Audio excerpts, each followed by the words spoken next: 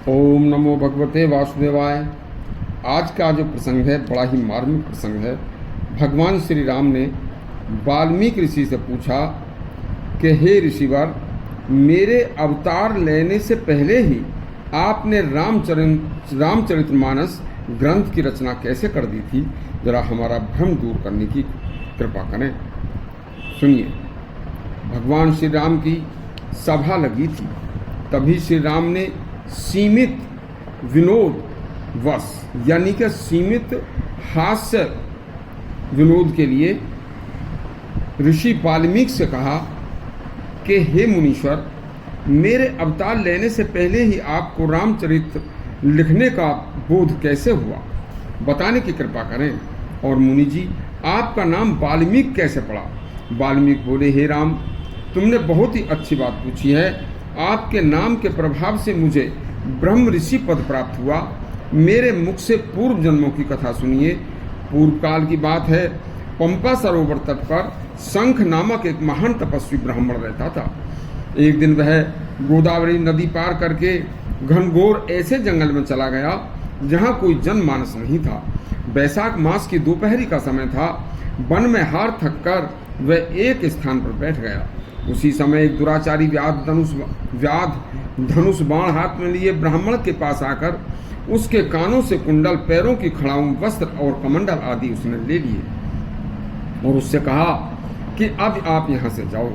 बेचारा ब्राह्मण नंगे पैर गर्म धरती, कंकड़ कांटों के रास्ते पर दुखी होता चल दिया। पीछे पीछे व्याध था। उसने सोचा कि इसकी खड़ाऊं बहुत छोटी हैं और मेरे काम की भी नहीं है, इसलिए यदि इसको वापस कर दूं तो चोरी करना हम व्याधों का धर्म है। क्या पता इस खड़ाऊं के लौटाने से मेरा कुछ पाप कम हो जाए। बस व्याध ने पंडित जी की खड़ाऊं पंडित जी को वापस कर दी। ब्राह्मण शंख ने सुखी रहो का आशीर्वाद दिया।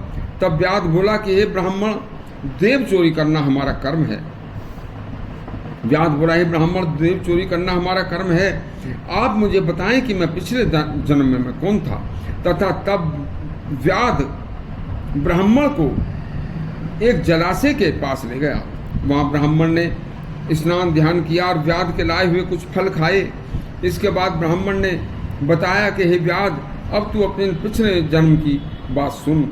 तू पिछले जन्म में वत्स गोत में उत्पन्न ब्राह्मण के उत्तम वंश में पैदा हुआ था और इतने उत्तम वंश में पैदा होकर भी तू संध्या बंधन छोड़कर कुसंगति में पड़कर पाप कर्म करने लगा तथा अपनी धर्मपरायण ब्राह्मणी को छोड़कर वैश्या गमनी हो गया था। एक दिन तो जब तू बीमार पड़ा तो तेरी ब्राह्मण धर्म पत्नी ने तेरी बहुत सेवा की और उसके बाद वह वैश्या तुझे छोड़कर चली गई थी।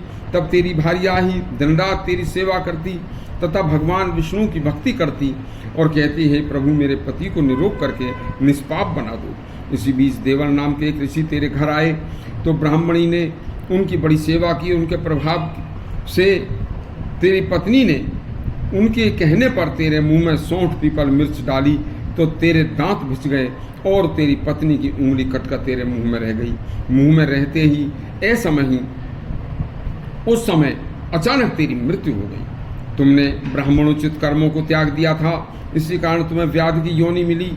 तुम्हारी भार्या के पवित्र आचरण के कारण तुम्हें इस समय सद्बुद्धि प्राप्त हुई। उसी प्रभाव से तुमने हमारी खड़ाऊं लौटाई तथा वन में हमारा साथ मिला। पूर्व जन्म के कर्म को सुनने की बुद्धि उपजी।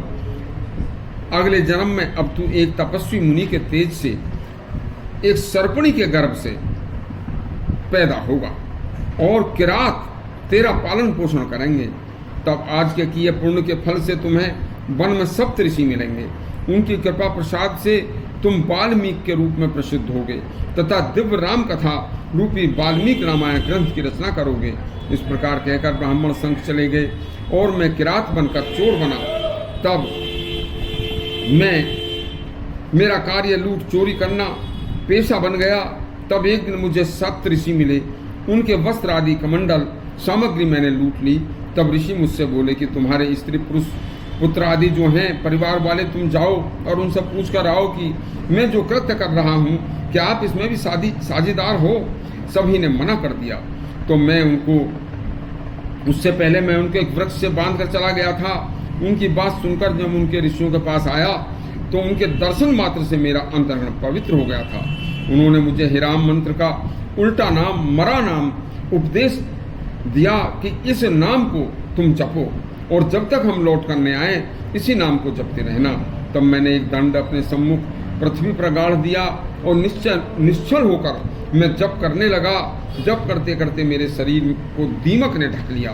उधर तपस्या के प्रभाव से वह दंड हरा भरा बड़ा वृक्ष बन गया और बहुत समय बाद जब वह मुनियों ने आकर मुझसे देखा और मुझे आवाज़ लगाई तो मैं घटा में से सूर्य के समान निकला।